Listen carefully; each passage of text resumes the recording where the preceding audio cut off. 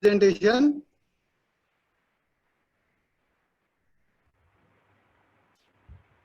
Sorry, now are you getting my screen? Yes.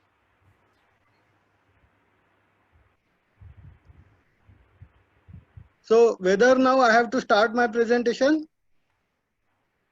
हाँ जी करिए. So I am Nitin V. Chaudhary, presenting framework for e-governance of fundamental resources, electricity and water.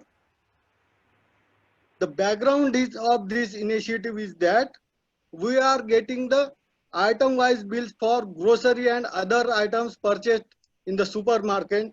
We are getting call-wise and usage-wise bills for the telephone and mobile. But for water and electricity, we are not getting billing as per the device-wise utilization. Why? Basically due to the fact that digital unique identification and digital accessing system does not exist for the water and electricity devices and equipments.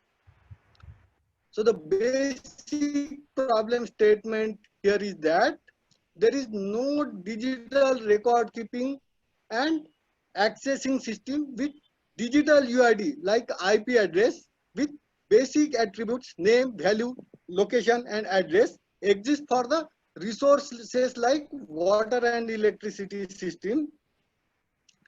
The billing is based only on the basis of flow of resource like water and electricity through the meter, and all the leakages, theft, unpaid, unrecoverable bills are saddled on the common person in hidden.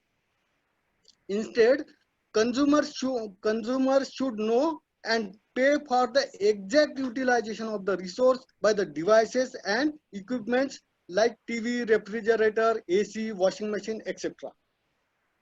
So the solution we have identified is that we have written a framework for e-governance of fundamental resources, water and electricity, using one digital record keeping system with digital UID like IP address and digital UID location address including longitude and latitude, and second is digital accessing system based on IoT sensors actuators by using the emerging cognitive technologies like IoT, Internet of Things, BIoT, IoT and other emerging technologies.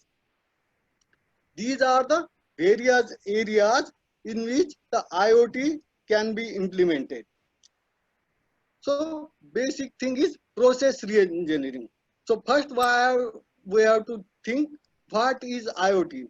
IoT is simply connecting things that are devices and equipments to the internet by hosting Wi-Fi adapter on things that are equipments and devices.